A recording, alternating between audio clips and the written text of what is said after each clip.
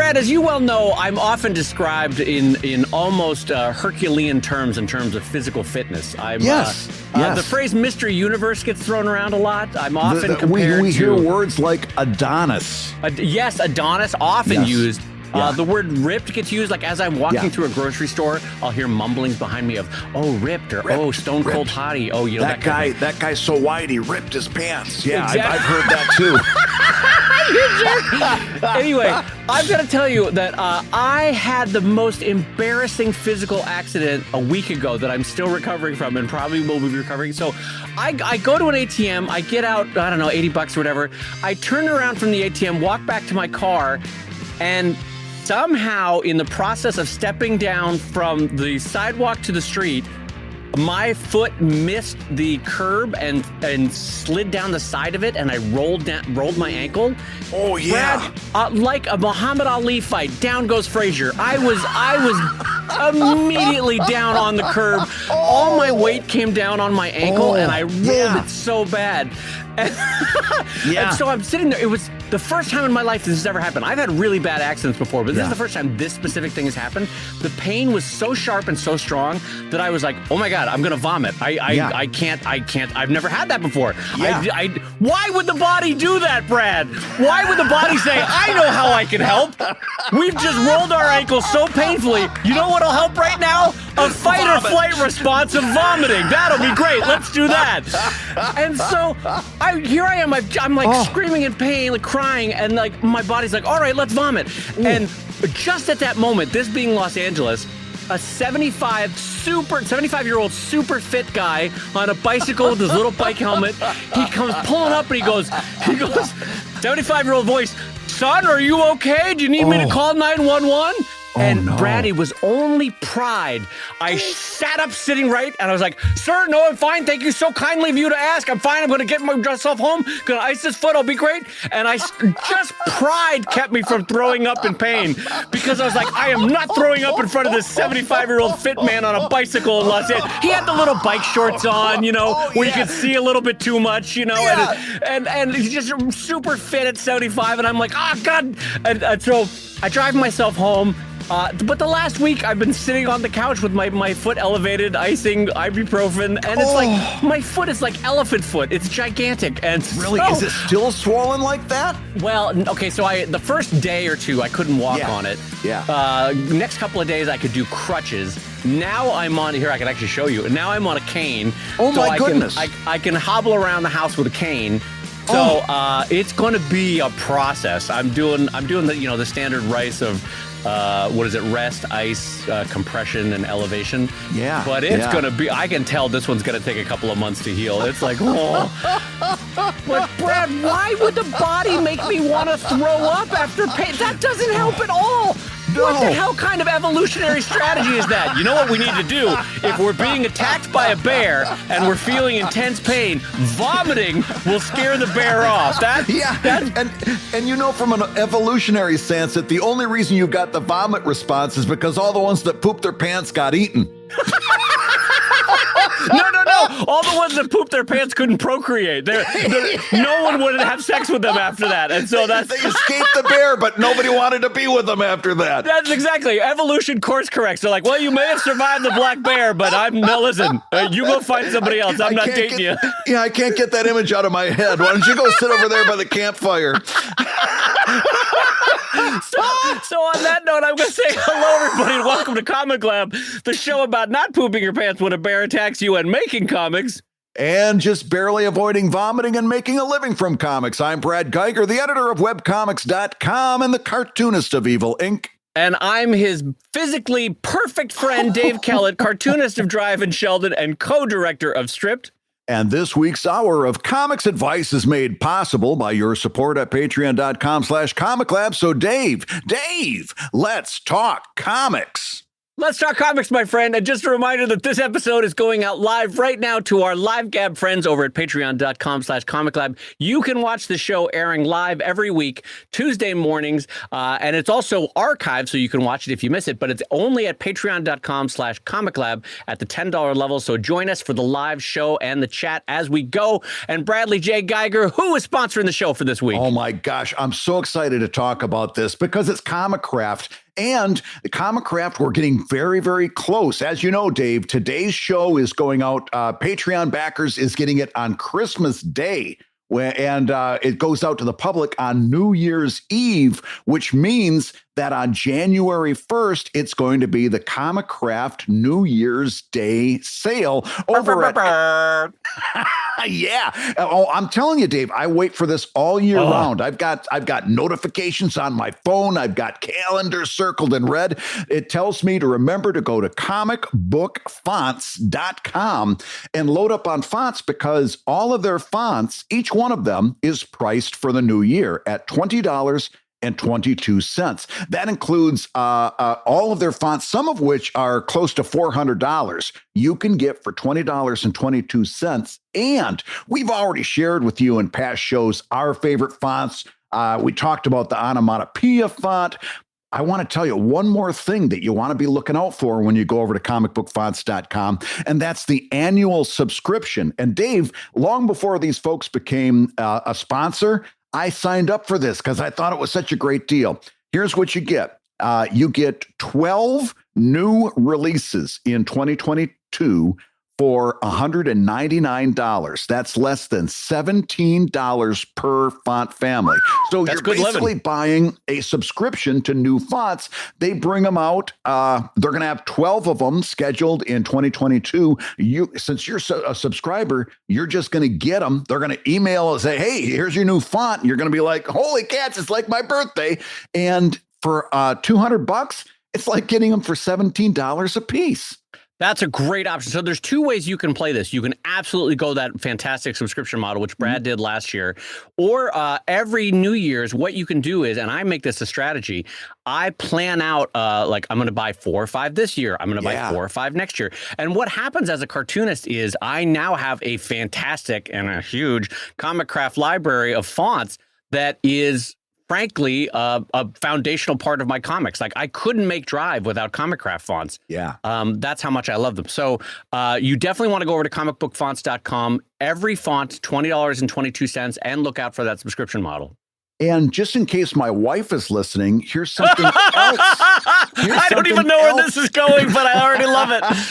Here's something else. If like my wife, you have a cartoonist in your family, you can get gift certificates. Did you know about this? Oh, no, I didn't know that, actually. ComicCraft over at comicbookfonts.com, you can get gift certificates. So, like, if you've got, like, a cartoonist in your family, you never, we're hard to buy for, right? My wife always tells me, you're hard to buy for because she can't get me art supplies because she doesn't know what I want and what I use.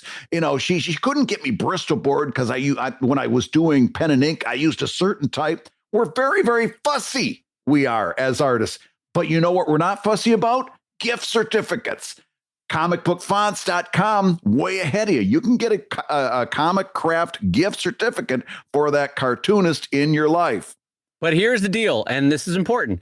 That $20.22 sale is New Year's Day. So tomorrow, January 1st, jump on that because it's an opportunity. Some of these fonts are hundreds and hundreds of dollars normally, and they're $20.22 on January 1st. So listen to Brad and I and our absolute use of these fonts. You want to jump over there on January 1st at comicbookfonts.com.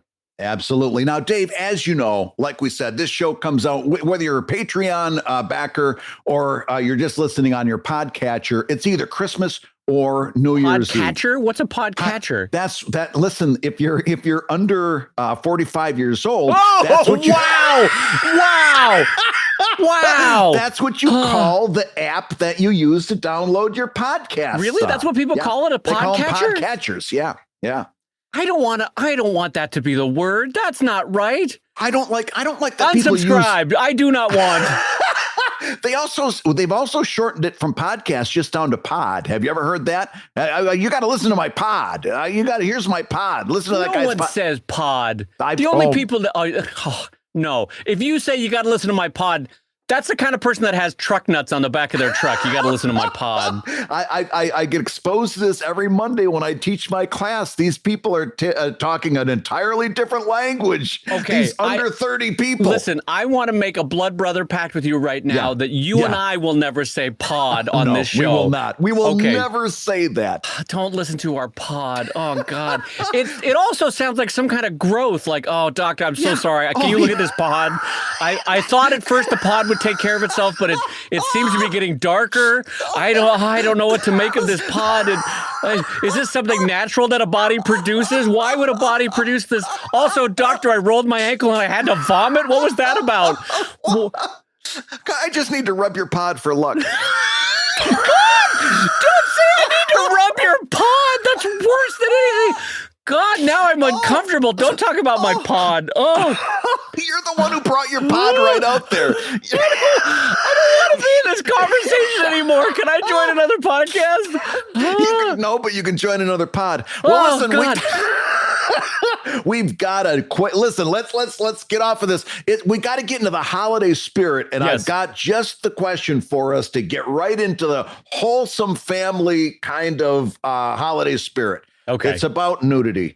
Here it says, great, we're back on pod again. All right, here we go. Dear Brad and Dave, for my comic, I draw characters that are neither humans nor animals. They can best be compared to characters from the Muppets or Dr. Seuss. Many of them don't even wear clothes.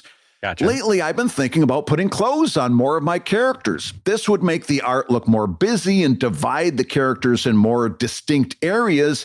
It might even make the characters more relatable. On the other hand, I would also like to stick with my minimalism. How would you approach such a decision? And that comes in from our friend Nemo. So, Dave, this person's got kind of, think of your typical Dr. Seuss character. Do you put clothes on them or not? This is a really interesting question. So a couple of things. First of all, there's like 6 layers that I would like to unpack eventually on this, but let's let's answer the bare bones question first. So as far as clothes, no clothes, if you have already established a look of no clothes and you're comfortable with it, and yet you're feeling this desire to introduce 1, 2, 3 pieces of clothing to somebody, it might be fun as a point of differentiation to have one character that wears a shirt, one character that wears shorts for no reason, one character that wears a hat, because then it's sort of like this weird idiosyncratic choice of that character within a world that clearly is accepting of nudity in the sort of Dr. Seussian way. Yeah.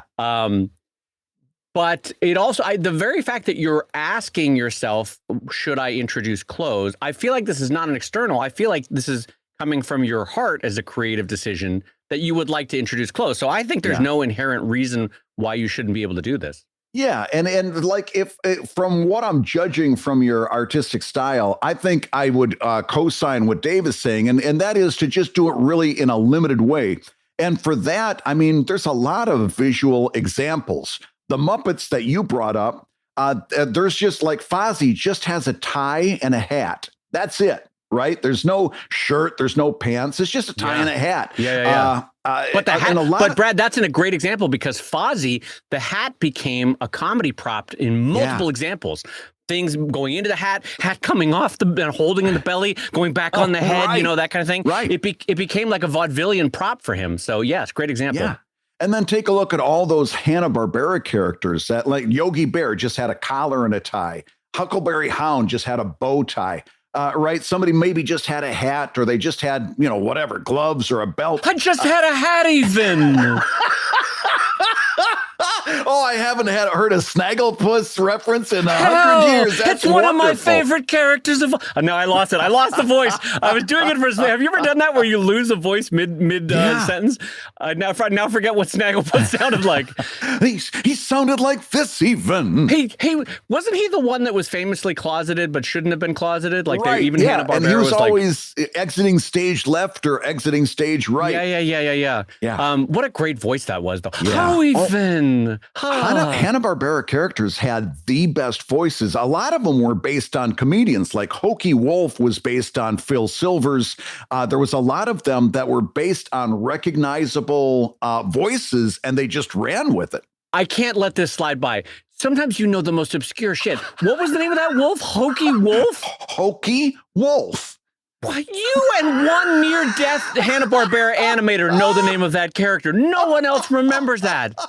Hokey Wolf?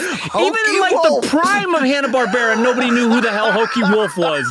How do you, this is like you pulling out Grape Ape references. Like, how the hell do you know who Hokey Wolf is? Because I was a big Phil Silvers fan. I knew it in reverse.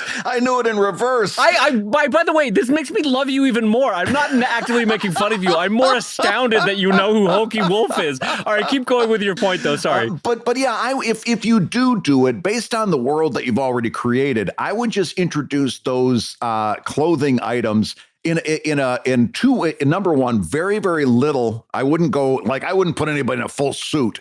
I would just add little clothing items. And I would underline what Dave said. And if you're going to add clothing items, think of them not as clothes, but as props. In other words, if you're going to add a bow tie, then the bow tie has to be there for a reason. Either it's there to make this person look sophisticated, right, or it's there so, like a Rodney Dangerfield, they can constantly be fidgeting with it. But it just can't be a nothing decision. It's got to be a decision made with a reason. And if not a prop, think of it as a personality identifier, you know? So if for whatever reason they choose to wear a tie, why are they choosing to wear a tie? If for whatever reason they're choosing to wear like, I don't know, Mickey Mouse red pants with white buttons, think to yourself, why would that character as that personality wear those, like Brad, you remember Ziggy didn't used to wear pants, and that famous punchline that you always remembered about why he didn't wear pants. What was that Ziggy punchline, Brad, that Ziggy always didn't wear pants about? I remember when it's hanging right over at my desk because I look at it every day. When I start my day, I look at my Ziggy cartoon. Sure. And it says, I remember back when this was Farms, the only problem is I never did have a friend. I'm Ziggy. It's my new favorite bit of the runner on the show is throwing out the fact that you have to create a Ziggy punchline off the cuff. Because my favorite part is the fumfering beforehand. Because you're like, right here above my desk. Just you can see the tiny mouse running on the wheel. Oh God, it's so great. I love it. Okay, so I think either as a point of differentiation for personality, I think as a prop. But I want to say, now I'd like to address the deeper issue, which I see here, which is I don't want to necessarily discourage people from asking us creative questions because like this, it very often leads to really fun, energetic answers. Right. But I want to say creative questions always end up reading to me like a fear-based question. Yeah. And one that you should know in your heart. And here's what I'm getting at from that. This is the fun part of cartooning. Deciding what kind of font to use, deciding what the line art style should be, deciding what color palette you want to go with, deciding whether your characters wear clothes. This is all the fun stuff. So when you're asking Brad and I stuff, again, I don't want to discourage this because these are fun questions, but it tells me that really you're just afraid of messing it up. You know, like if I add clothes, am I going to mess up a good thing that I have? Yeah. And the answer is no, you can't possibly mess it up as long as you're following your inner vision and your heart. We talk about a lot of different ways that you can mess things up, like in business, right? You can mess up a book run. You can do certain things in social media that have bad effects, but creatively you can't. In other words, both Dave and I told you basically kind of the same thing, minimalist, blah, blah, blah. But if you're listening to that and you're like, I really wanted to put all these characters in 3-piece suits, then that's what you should do. In other words, it's one thing to have some people give you some thoughts and everything, and we love doing that. But at the end of the day, you've got to make this decision. Nobody else can make this decision for you. And I guess what Dave's saying, and I agree with you, Dave, because I feel exactly the same way. Get that fear out of your way. In other words, and by the way, let's talk about this. The worst thing that you can happen is put clothes on these people and 6 months later go, you know what? I liked them better, a lot better when they had no clothes. And you know what happens? The clothes start coming off, right? Yeah. And you just correct that ship and you sail over towards the other side. But there is no wrong decision except the decision that you yourself do not make. Yeah. And so let me give you actually, and this is probably directly helpful, is a strategy that you can use when you're trying to introduce something into your comic and the comic is already established. Is do a storyline or a small segment that allows for an off-ramp if you decide you don't like the thing. And here's an example. Many moons ago, probably like 15 years ago, I was like, you know what? I would like to add a mustache onto my grandfather character. He didn't have one originally. And so I did a whole storyline where, because it's common, where a guy will say like, you know what, suddenly I want to have facial hair. You know, I want to try out a Van Dyke. I hear those are good looking. And so I had the grandfather, like a mini storyline. It was probably only 4 or 5 pages, but he tried out the mustache. And for me, it was like, do I like it in practice? Will I enjoy drawing a comic strip day in, day out, seeing it on the page, seeing it on the website, however you want to describe it. And turns out I did. So I kept it. It's been a long running thing. I had the same thing with Drive where I had one character kind of change their outfit. And what I did is I just played it within a storyline such that if I wanted them to go back to their old traditional outfit, I could have. There was an off-ramp. But again, to Brad's point, even if you don't create an easy on and off ramp for your decision like this, 6 months from now, you could just say shine it and write your way out of that corner. That's kind of the fun of it. Absolutely. Yeah. And at the end of the day, it's what you want. Dave and I can give you all kinds of thoughts and stuff, and we love doing it. But Nemo, make this decision for yourself. Ask yourself what brings you literally. I know it's a trope now, the Marie Kondo thing, you know, what brings you joy? But really, there's no better way to put it. Ask yourself what brings you more joy when you draw those characters. And then once you've decided it, all right, that's it. And that's what I'm going to do. And then don't look back for a little while. Don't look back. Just follow that train right to wherever it leads. And later on, you can kind of take a look around and see what you think. But for now, make a decision and then trust yourself. And these little inclinations in an art career of, I would like to try a different color palette, or I would like to try a different brush for a while. Or usually nothing bad can come of exploring something. You know, every 6 to 18 months, Brad or I get the itch to do something that's a little different. And it doesn't matter whether it's the actual art creation process or the way we prep the file or the way we draw a character. You know, like Brad a couple years ago changed the way he did backgrounds. He could have ducked out of that with it after 6 months, but it's usually to your benefit as a cartoonist or as an artist or as a human to try new things when your heart is getting the inclination to try them. There's usually no downside to that. So in general, I would say go for it. If that's what you wanted to try, then that's a fun one to try. Absolutely. So, Dave, I've got another question for you coming in from one of our Patreon backers. This one comes in from Kay Rose, who says, okay, I am very late to this, but I'll ask anyway. My question is about rebranding. I am getting married next year, and I'm considering rebranding my social media / business with my new name. She says, I use my current name as my branding. Do you think rebranding is worth the hassle, or if it ain't broke, don't fix it? So what do you think, Dave? There's somebody that's going to be changing their name through marriage. They use their name for social media. Should they change that as well and for their business, or keep the one that they've been using up until now? Well, I have kind of not conflicting thoughts, but somewhat differing answers based on how long you've been using a name in the public professional life. If it's a couple of years, I think you're okay. If you have gone so far as to, I don't know, incorporate a small business under that name or buy a ton of stationery, I don't know why that would make a difference. But if it's stationery, I don't know. That's the most grandfather thing I could have said. If the mailbox out front has your name painted on it, think about it. That's going to be a Saturday, having to repaint that mailbox.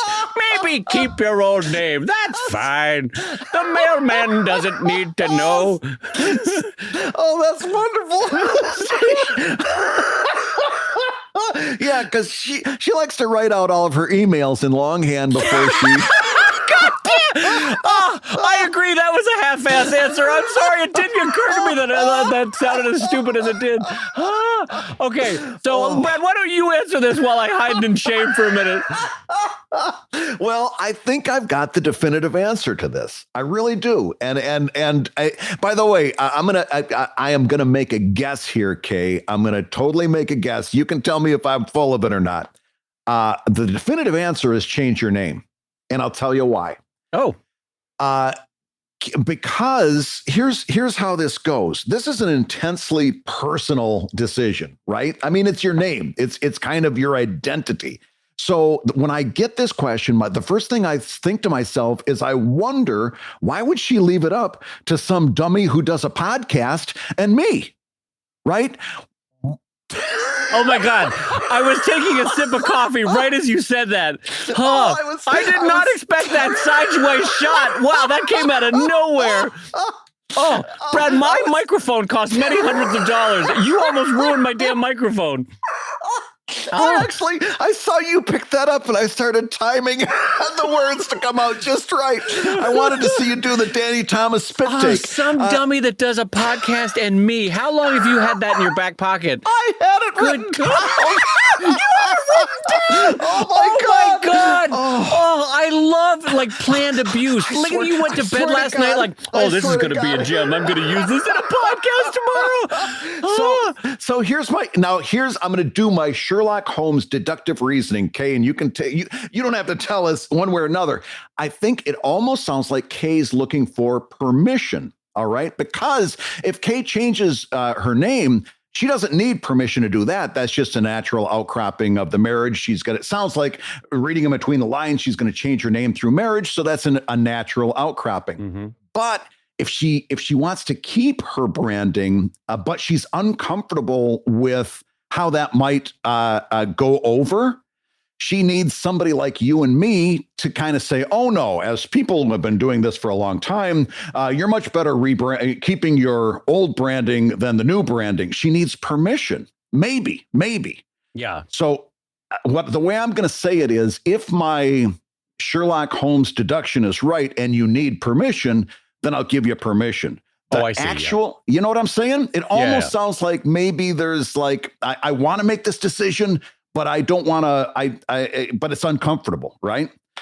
So if you need permission, I give you permission. The real answer is you could go either way and be just fine. I personally wouldn't mess with branding. If you've put, like Dave said, if you put more than a couple of years into it, I wouldn't mess with it. If you've got a couple projects out there with your name on it already, then you think a little bit longer about changing that. But if you decide that that's what you want to do, then it'll be fine that way too. You can certainly reverse course and change that. But if you want somebody to kind of give you permission to keep that rebranding that you've already done, then I'll give you that permission. Yeah. You said something, Brad, that occurred to me that now triggers a whole train of thought, which is, you said something about like won awards or clients or something, something to that effect. Yeah. And I think that's actually a good point of differentiation that I was trying to get at with if this has been a many-year career. Yeah. Is that if you feel like the marketing is already external to you, and by that I mean people know you from awards you've won. Right. Past clients know you from the name, from many, many years of working with that name. I do admit that gets a little trickier, but sometimes it's in life, you just got to draw a line in the sand and say, from here on out, it's my new name. And that because in a way, it also makes life easier going forward. It's one name. You are who you are. Yeah. People who meet you socially are now going to know you professionally. People who meet you professionally are not going to know you socially. And so, like, why not have consistent, unified branding going forward? Right. You might take a 6-month hit in terms of people being like, "Oh, I'm so sorry, I didn't know you had changed your name." That's going to happen anyway in your life, and you know that already. You already know that it's a pain in the ass to change your driver's license, your passport, your TSA documents, your Blockbuster rental card, whatever else is in there. And so, and listen, I'm going to tell you, the cost of stationery, we already know. Paper prices from Canada are already going through the roof. So, you already know that the stationery is going to be your biggest concern in all of this. Oh my God. I've got that one printer that I did a print project with years ago, and I'm on their mailing list. They send me out printing costs updates like at the rate of every other week now. I get another email. Do you get the same one? I think I know what company you're talking about. From so-and-so printing, and just want to let you know that the cost of paper is going up again, I guess. If it's the printer that I'm thinking of, they actually have a Quebecois accent. Am I right? And so I always get the, hello, just dropping an email to remind you we exist, and hope you were willing to do a little bit of business. I get that email from them for 2 weeks, and I'm like, I know, guys, I know you exist. I don't need a project right now. And I don't know whether they do stationery, but if they do, Kay, I think they'll cut you a break. I love that somehow Johnny Idiot over here has stumbled on stationery as being the most important and critical consideration, Kay, in your business desires. Well, one thing that's not stationary is your progression as an artist. And if you decide to rebrand and to move away from that stationary position, then do it. And if you decide to stay, then that's cool too. Really, this is another one that we've got a theme going on this show. We can give you lots of ideas, but really, this is about what you're the most comfortable with. There's not a wrong move you can make here. You can stick with your old name. You can take your new name. It comes down to your comfort. Absolutely. And you know what? That's probably, I was going to make an amendment, but that's probably the best way to leave it, is that it really follow your heart, and you can't go wrong, frankly. Yeah. Because if it's a client system, they'll know you from your style, no matter what your name is. Sure. If it's social networks, they're going to know within 6 months that your name has changed anyway. So you're going to be fine either way you go. Brad, good advice. Thank you, Brad.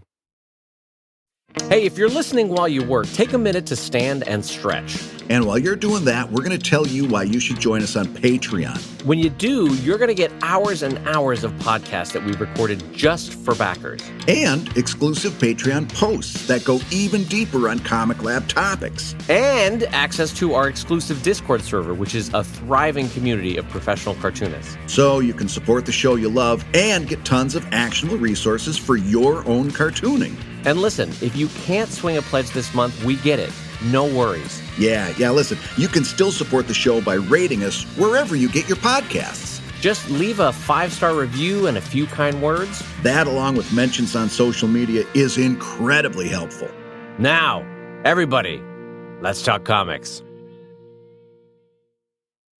All right, Brad, well, jumping us into our next question, this comes in from Kiro RI from patreon.com/ComicLab. Yeah. And that Kiro writes, Brad, Dave, let's talk comics. Relatively new listener, first-time caller. I'm a VTuber and enjoy writing short stories, but comics are a new adventure for me. A friend and I are making a short story, a one-shot comic. I've written the script, and they will be bringing it to a visual reality. We're both stepping into the water for the first time, and we were wondering what advice you'd give to not only people stepping into this genre for the first time, but especially as a duo working as a team who want to express their creativity fairly and equally without stepping on each other's toes. Yeah. Thanks for all the great laughs and experienced advice, and I can't wait to be a part of the journey. All right, Brad, what thoughts do you have for Kiro on this unique moment, starting a new project together, which is exciting?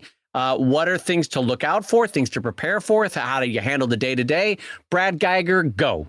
Well, we talked about this, I think, last episode. So go back and listen to, I think it was last episode or the one just before that. We're not going to go very far into this, but it's got to be the first thing that you think about, and that's the contract. Even if that's a good friend, you need to have a contract. And And I'm going to tell you why it's important beyond all the things that we talked about in that previous episode, because as you're laying out that contract, and it can be an opening for a conversation that you're going to need to have going into this anyway. And here's what I mean. As you're going through the contract, what that contract is it's basically laying out expectations for both parties. And that's the conversation you need to have. What's my expectations for you? What are your expectations for me? And as you're codifying that contract, this is the conversations that is gonna turn out to address a lot of these other creative decisions that you're gonna have, right? Yes. So first thing you do is you sit down and you bang out a contract between this friend and you. And then as you're starting to talk about what your expectations are, open that up into a broader sense and start talking about some hypotheticals that are come up. Like, what if, let's see, Kiro is a writer here, right? So yes. Kiro says, okay, what if you're drawing something and I think it should be drawn different? How do we handle that? Right. And then it's got to go the other way, too. The artist says, well, what if you're writing something and I have some thoughts on that? How are we going to handle that? And then what happens when we disagree? Right. And before you start putting out all this stuff together, start talking about this. Even if this is a really good friend, Especially friend. Especially if it's a really good friend. And you're thinking to yourself, well, we're never going to argue. We're going to see eye to eye. This is exactly the person that you need to have this conversation is, because I guarantee there are mismatched expectations. And I want you to go through a number of hypotheticals and say, how are we going to deal when inevitably this happens?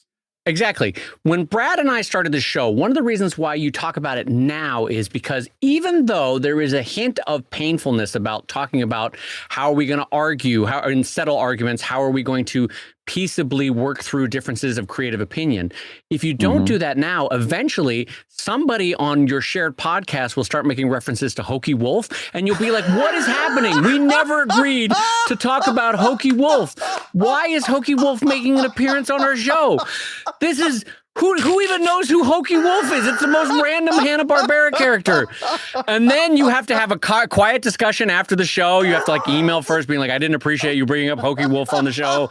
Why did you do that? I feel like you're not listening to me. My needs are not being met.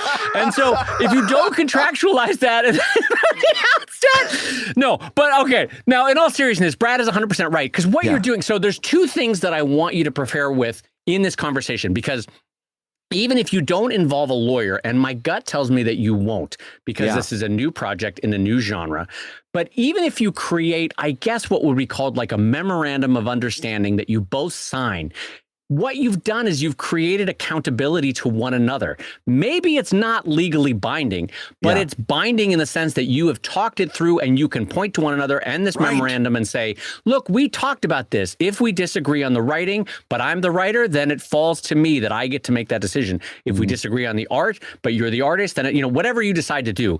But having those discussions now, oh my God, they are so much less painful than doing it when you're in the heat of the moment. And you're like, no, they need to have brown hair. No, they have to have blue hair. Whatever it's going to be, it's so much more painful when you're in the moment if you haven't talked about it. So just creating that memorandum of understanding is great for that working process. So here's the thing, that's the internal problems that you can have, but you're also in this discussion or this memorandum of an understanding, oh my God, or memorandum of the English language. Is it's not as hard as anatomic, but it's close. It's right up there. Brad, I don't know what you put in my coffee this morning, but this is fantastic. You're preparing for worst case scenarios and best case scenarios of working together, but then you're also preparing for worst case scenarios and best case scenarios of the outside world. What do we do if this succeeds? How will the money be split? What do we do if someone wants to buy this? Who gets to make the decision for that? All the sort of externals that can come to a project that are not between you and your friend. It's the outside world coming in on the project. You want to talk about that too. Yeah. Now, when it comes down to how you two make decisions, that is going to be something that you're going to have to talk about. I'll tell you what my thoughts are, and Dave will tell you what his thoughts are, and you'll hear two people kind of probably talk a little bit differently, because I know just from watching Dave work, I know that we're not exactly the same on this. And I don't think that there's a good way or a bad way to do it, but my way. maybe your way. But no, I've had good luck my way. But that is like one of the longest running collaborations I've ever had is with. I don't want Alex to hear this and think, oh no, I'm getting the X. Oh, not was, but is with Alex Heberling, who colors my work and does an amazing job. And I've said on the show before, I give Alex a criminally few notes. Like there's sometimes I actually should give notes, and I just don't, because she's so good at kind of knowing what I want anyway, that I don't, I think she's a mind reader. And then every now and again, when she didn't quite read my mind, I look at it and I'm like, nah, it's better this way, But I don't give a lot of notes, because in a collaboration, my own personal thought is, I brought this person aboard to do what they do because they're good at what they do. My job is to set them up for success and then get out of their way and let them do what I brought them here to do. Right. I don't give a whole lot of notes to my colorist, because I brought her in to be a colorist. Now color. I'm not qualified to give you thoughts on how to color. That's your job. I know there's a lot more back and forth between you and Beth when you are working on art together, which is also valid. But you have to decide for yourself which one of those you're more comfortable with. Okay. For me, I'm like, I'm a very hands-off person. The part of that, though, what? I was just going to make a bedroom joke. Keep going. Okay. I'm not going to touch that. But here's the deal. If you're going to be hands off, you got to stay hands off. In other words, you can't be hands off and then look at it later and say, well, wait a minute, that's not what I wanted. You got to trust your partner to do their part of the job. And then when you see it, don't second guess them. And you can have conversations later and say, well, this, we're gonna move towards this, move towards that, or what do we think worked? What do we not think worked? But if you're gonna do that, in my opinion, you've got to be willing to go. If you're going to give this person notes on their art, you've got to be willing to take notes on your writing. That's got to go both ways. Yeah. And as much as we said contractualize it, and boy, do we stick to that thought. Yeah. Really, what we're saying when we express the word contract is communication. Yeah. And this is the same for personal or interpersonal relationships. So when you start dating or when you have a friendship or something, communication is so key for a project, because you want to lay out the roadmap of, like, just take 2 hours over a beer or something and be like, where do you see this going? Where do you want this to go? Right. What's your worst fear for this if things go wrong? How could this go wrong in your mind? Is it fun even if it exists? Is it fun if it finds success with 100 people? Is it fun if it finds success with 10,000? What is your definition of where this meets success? What is your definition of where? And you might be surprised. Sometimes Brad and I, even after 4 years of working on this podcast, have slightly different versions of how we should be handling this, or how we should be, I don't know, doing this or that with the business. And so honestly, though, communication normally solves most problems within minutes, but the fear of how a conversation might go down can actually make bigger ripple effects down the road. So it's that old thing of, don't assume because you make an ass out of you and me.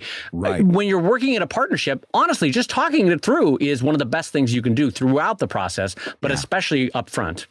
Oh, and I just want to underline, before we move to our next question, I want to underline talk about what does success look like. That's the smartest thing that we've said in this whole show so far, because everybody thinks that they have a shared idea of what success is, and success is intensely different from person to person.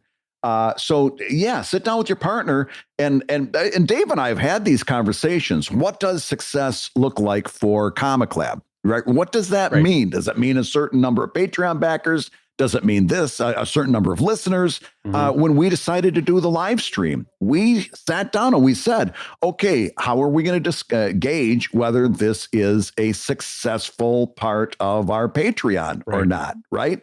Those are discussions we had, and we didn't agree in the beginning, right? Yeah. I had to make a case for what I thought. He had to make a case for what he thought. We discussed it. We went back and forth, and we kind of came up with a shared idea of what that was.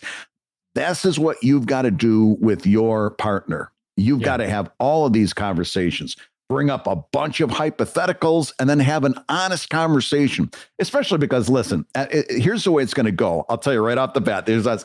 Okay, what if I think I've got a better way to draw that, you're saying to your artist? What if I think that there's a better way to draw that? And because this is a new relationship, your artist is probably going to say, well, that's okay. I'm open to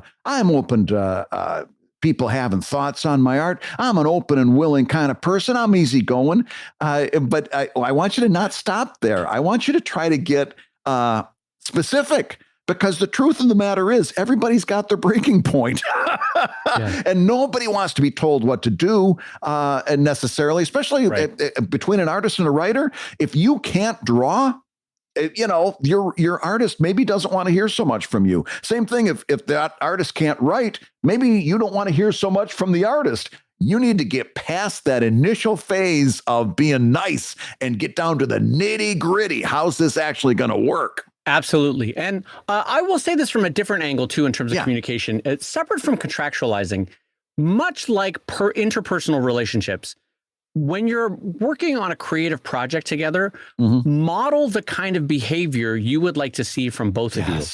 Because I got to tell you, a little positivity, a little praise, kindness for when mistakes happen, encouragement when the other person is facing hiccups, all of that is great for the continuing health of the project, not just the continuing health of your relationship. I want to say that after 4 years of working on this podcast with Brad, I know when there's days where he's angry about something else in his life. He's whatever it is, taxes, grumpy about something that went bad health-wise in his life. Yet he constantly shows professionalism and kindness when we have to get down to brass tacks of talking business or get down to, and I appreciate, I hope that I return the same energy, the modeling that Brad has of kindness, of professionalism, of encouragement. I know, now I say that knowing that on this show, we razz each other a lot, but the thing is that we razz each other, there's a tremendous amount of affection behind it. And we know that if push came to shove, we immediately drop those jokes and get to the heart of the matter. But what I'm getting at is, I think both Brad and I try to model kindness, professionalism, a deference towards the opinions and professionalism of your partner. And willingness to hear them out. Like sometimes Brad, I will have a weird idea and I'll throw it out and Brad's like, well, you know what? And you can see it in his voice and he's like, I don't know how to talk this moron off the ledge. But he's kind about it. He's friendly about it. He's loving. He's positive. You know what I mean? But then he correctly steers me towards like, well, that's a great idea, but that kind of thing. But I mean, you're absolutely right, and it reminds me of that thing that the speaker Susan McTaggart always used to say in her presentations. You remember what that was? That anachronism she used to share? Oh, sure. God damn you. Yeah, I do remember what Susan McTaggart used to say. She when it comes to partnerships, Susan McTaggart always said, "Hello, friends. Susan McTaggart here. Just a quick note: when you're working with a partner, remember the only road that can be walked down together is the road that you walk down together." Susan McTaggart. Look for my new book at stores. Great job, friends. Have a great week. Remember, positivity is a rainbow you paint for yourself. Thanks for coming. Oh, you nailed it. I thought I had you. When you were getting all serious, and I'm like, this is the time. I'm going to spring it on him now. I did not see Susan McTaggart making an appearance. All right. But and also remember that this is fun. It's genuinely fun to work with another partner. Yeah. And like Brad said, you are working on it because they are bringing something to the game that elevates the whole thing. So deferential, but also supportive, kind, but also lovingly critiquing. All of that can work for the project's good ending. And I think we both wish you well with it. Yeah, absolutely. Dave, I know we always like to get art questions on the show, and I've got one that I think we can really dig into. This is coming in from Oxfordinary, who says, sometimes I don't know what to do with my backgrounds. I usually start off each comic with a detailed establishing shot, but after that, I tend to catch myself overthinking it. Do I keep all the details from the first panel? Do I use a gradient or a solid background color? Do I use certain shapes and patterns? Do I just leave it white? How do you consider what to do with your backgrounds? Is there a right or a wrong way to do it? Thanks again for telling us jokes and giving us advice and being good at the latter. Sincerely, the one and only Alpaca Man Dandy Plumage. If you've seen this person's art, they've got a lot of alpacas in their art, which is really delightful. But the question is about backgrounds. How do you handle them? This is a great question, and it's one that this is a fun, creative question because backgrounds are much like a font. They have a surprisingly subtle but important role to play in comics that help communicate the mood, the tone, the tenor, all that sort of stuff. But being a reductive art, backgrounds also have to, again, be very tertiary. They've got to be minimalist for most of what comics do. And so your impulse, I think, is broadly right that when you'll have a splash page or what's called an establishing shot in filmmaking, right? You'll have something that sort of lets you know, here's where we are, here's the world, here's the environment, here's the weather of that environment, here's the mood based on how I'm coloring it, here's all the detail. Or if you're looking at like a manga book, it'll be like, here's 2 pages of color to give you the mood of this book. Now the rest is going to be in black and white, that kind of thing, right? So all of comics does this, by the way. All of comics does this to give you a sense of like, look, here's the big picture, here's where we are in the world, here's the timeline, here's the historical moment, here's the fashions, and now we get into some close-ups. And in general, both for film and for comics, that's a perfectly fine and acceptable thing that as you push in, details drop away because you've established where you are. You've established the mood, and now you can get to basically the exposition, the pipe of the story.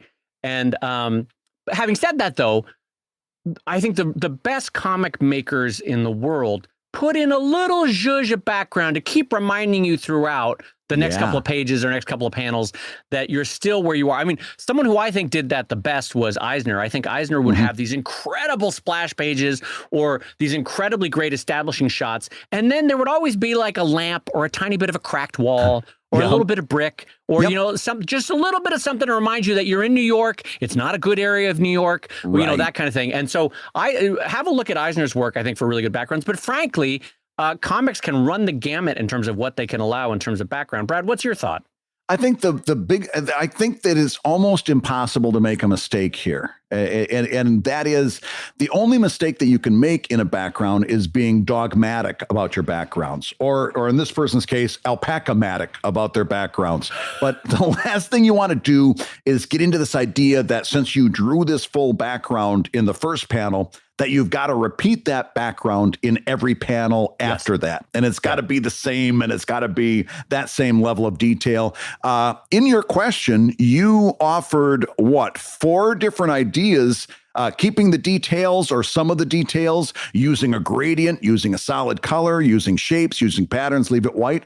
All of those are great ideas. I would take that question and pin it up next to your drawing area and remind yourself that you've got all of those choices. The last thing, the only thing you really don't want to do is is to try to keep that same level of intensity for that background over and over again, because the only thing that's going to do for you is it's going to crush the visual amount of visual information that's in that panel, and it's going to overwhelm your reader. So I like the idea of starting with the first panel that gives you an establishing location. After that, I would use it very judiciously. Like Dave said, maybe a couple of little bricks here or couple little blades of grass. Go back to that ProTips episode where Dave talked about detritus, right? Those little specks of dust and dirt and stuff that's being kicked up as your characters are walking around. All of those can add to your background. But the last thing you want to do is think that you've got to keep drawing that entire background every time. You've got a whole lot of decisions, a whole lot of choices. And remember, each one of those panels has a different idea that it's trying to put across. It's got a different emphasis. Yes. Sometimes you can help to convey that emphasis by your decision of what to or what not to include in the background. You got to think about what the needs of that individual panel are as well. Don't you think? That's a really great point of emphasis, Brad. The needs of that. Yeah, that's a great point, because each panel is basically you've selected a moment in time from all the moments of this conversation that could be represented. You've selected this sentence. And is it worth representing in that moment, in that panel, that there's sunlight coming through the window in the background because there's a little bit of hope? Is it worth representing that they're taking a labored sip of coffee because life is hard and they're trying to get through this moment? And they're, you can, with the use of props and backgrounds and lighting in those moments, emphasize whatever the dialogue is trying to say. So that's a really good point, Brad. I would add on that if we remember that comics are a reductive art, that frankly comics can get away with and frankly succeed from sometimes minimizing the detail that we show. Remember how, because of their timelines, manga often reduces every background to speedline or zipatone or some kind of, because deadlines are so crushing in the Japanese publishing atmosphere environment. That they have, but here's the thing, it does not impact the story at all, because really a lot of the story can clip along pretty fast based on facial expressions and whatever dialogue is in that panel. I remember somewhere, I don't remember who did the study, but someone did an eye tracking study of comics of how infrequently eyes drop down to the art from the text. And it's basically, and it was kind of horrifying as a cartoonist, but how it's sometimes the drawing is just confirmation of what people are seeing in the text. The eyes dip down and just basically confirm or deny or look for contrast versus what the character is saying.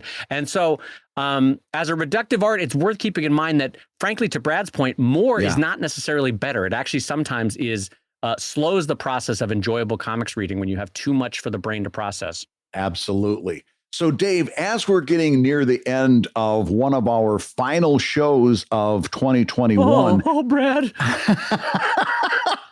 I just wanted to ask you, looking back on the past year and looking back on what you've achieved this year, and this is a wild card. We didn't plan this. What are you most proud of this past year as we're winding things down? Oh, I really appreciate you throwing this completely out of the blue at me, and now I have to think about it real quick. I tell you what, the thing that I've appreciated the most is when Brad Geiger supportively tells me what he's going to ask me on the show so that I can have a half a second to prepare. No, I will say, in general, I know this sounds like it's no particular pat on my back, but in general, I'm proud of all of us for being able to continue to work through the pandemic. And the fact that we're able to, while largely being kind of more isolated, are still able to exist in this world and produce art, and also amongst shitty mental load right now. Like all of us, even if we're putting on a happy face, we're kind of like, oh God, the existential crisis in the background is fairly dire, for most of us. Yeah. And yet we're able to produce art. And I think that actually speaks to all of our shared humanity of hope and a wellspring of optimism that life can be good even amongst tricky times, and that you can find your joy where you can find it. And so I'm proud of the fact that I was able to produce a drive book this year, and that we got the Kickstarter done. And I'm proud that we're starting to make moves on the new drive site. I've shown Brad some of the initial layouts, and I'm really happy with how that's going. In general, I'll be honest, I'm really happy with this show. This show has been a touchstone of just checking in and laughing for an hour every week. And that's been lovely. But how about you? What are you most proud of with this? Oh, I agree. I same answer. Oh, you're proud of the drive book? Oh, that's great. Anyway, it's been. No, I really do feel the same way that you did. And I think this was one of those years that was kind of like cementing our position collectively as a group, as independent artists, because if we weren't thrown this year We know that we've got what it takes to make it through an awfully bad situation, right? Yeah. I won't say we can make it through anything, but this was the make it or break it year for a lot of independent artists. Like during COVID, it was one thing, and we held on, but we were holding on with white knuckles. In 2021, a lot of us had to kind of slowly recover from that, rethink parts of our business. And this was kind of the year that we really proved that we could hang tough and make it through what was, at the end of the day, an economic crisis, right? Yeah. So I think there's it's all of us who have kind of gotten to the end of this year at any level of success. And remember, like we said earlier, there's also a lot of different definitions of success. I think those of us who have made it here and can take a look and brush the dust off a little bit, I think we all owe ourselves kind of a little bit of congratulations that we made it. We made it, and we're gonna go in there next year and try to push it even further. But I'm proud of us for making it this past year. That was the goal, was just to not fall under. Yeah, exactly. And there's a lot to be said for that. I always used to wonder when I was studying literature in college, and you'd read like wartime poets, and I was always like, God, how did they do it? How did they find a spark in the midst of like World War II? God, that's terrible. How would you find a spark in that? But I don't know. It's this, as much as this period has taught me about less desirable aspects of humanity, I'm also appreciating how even amongst terrible moments, a heart can create art. And I think that's cool. It's been cool to see that. It's also been helpful to my heart to create art, that it can help the artist and help the audience as you make it. So I'm excited for 2022. I hope, as we all do, that our least favorite Transformer, Omicron, is not going to be our new enemy. And we'll see how the year goes. And I will say, we will probably do a goals and resolutions for 2022 episode in the next couple weeks. Knowing Brad and I, it'll come out around March 28th, I think. Right around the time we decide to buy a calendar for 2022, don't you think, Brad? That's usually what happens. I don't buy a calendar at least until Easter. Oh my goodness. But I want to say, if you're listening to this show, though, I want to say one of the things that Brad and I have been so thankful for this year is it has been a joy-filled year on the Discord server with everybody from Patreon. And thank you for making that place such a welcoming and funny place for people and artists to support one another and to share pro tips. I've learned many a thing over there this year, and I thank you for that. And before we wrap up, one thing I want to mention that we're thankful for is our longtime sponsor, Wacom, at wacom.com, the makers of the professional, portable, powerful Wacom One. That's right. And I got to tell you, Brad, and you will appreciate this story. My Wacom One this week, as I was laid up on my back with my ankle raised from the fall. Do you want to know the one thing that I was able to work with completely fine was the Wacom One? Because that thing is so lightweight. You can draw literally on your back. I was on my back, not even like sitting up. I was on my back drawing, kind of holding my Wacom One with one hand and drawing with the other one. And it worked great. I was able to produce a whole drive on my back. I'm so glad to hear that, because when you first called and said, "Oh, listen, we might not be able to record," this was last week. We can't, right? Because you could tell you were in a lot of pain and you weren't getting around very well. You were having trouble with mobility. My first thought was, "Oh no, what's going to happen to Sheldon?" Because I like your comics. I'm a genuine fan, and I wanted my next installment. I wanted my next update, and I thought, what's going to happen to my favorite comic? And when you sent me a text message with that, you had a drawing on your Wacom One. My first thought was just relief that you have such a reliable piece of equipment that you could even draw when you're flat out on your back. It's not going to stop you. And I was very thankful of the Wacom One. Yeah, so it is a legit ringing endorsement on my part that I was able, in one of the trickier weeks for me drawing-wise, that the Wacom One helped me to create art in a continuing basis. So we give a huge shout-out and a thank you to our friends at Wacom at wacom.com. And a thank you, a genuine thank you that I was able to make art with that Wacom One this week. Absolutely. And that means it's my time to tell you that you've been listening to Comic Lab, the show about making comics and making a living from comics. Your hosts have been my friend Hokey Wolf, the star of Hanna-Barbera's cartoon from 1974 to 1974, because he only appeared in one episode.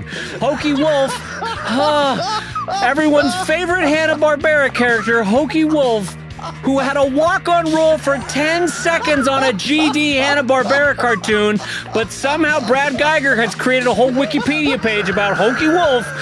Anyway, your hosts have been my friend Brad Geiger, the editor of webcomics.com and the creator of Evil Inc. at evil-comic.com. And my good friend Dave Kellett, the co-director of the comics documentary Stripped, and the cartoonist of Sheldon at sheldoncomics.com and Drive at drivecomic.com. And just a reminder that the animators at Hanna-Barbera kept having to pull out the style guide anytime they had to draw Hokey Wolf because he appeared so rarely. He was never on the shows, and yet somehow Brad Geiger knows Hokey Wolf when the GD animators didn't even know who Hokey Wolf was. Anyway, the Comic Lab theme song is used with permission from Andy Creighton at theworldrecord.net, and this episode was edited by our pal Matt Woodard of Woodsong Productions over at www.woodsong.media. If you love Comic Lab, you can rate and review the show on Apple Podcasts, and you may hear your review featured on a future episode. I don't have a review, Dave, but I want to take this moment to send out my kudos to James Anderson on the Patreon for Comic Lab. We were talking about the crows on a previous episode, and we were talking about my inability to garner crows. James Anderson came through. I don't know whether you saw this. I did. With the perfect response. He said, Brad Geiger has exactly the number of crow friends that he has earned. It wasn't a review, but I'm giving it 5 stars. Good job on that one. And I will say Comic Lab is made possible by your support on patreon.com/comiclab. So we'll go ahead and say that twice. Patreon.com/Hokey Wolf.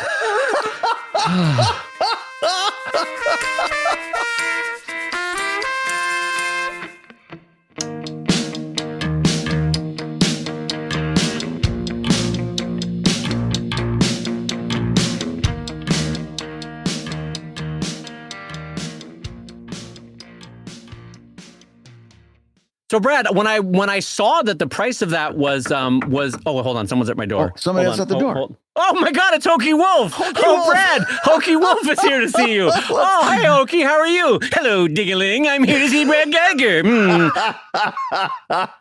I hear you're in my fan club. Did you get the button that I sent you, Diggaling? I did get the button, and I appreciate it because it's just large enough to cover up my pod. Oh, God damn it. Go back to the pod. Oh, you win. You won the show. All right.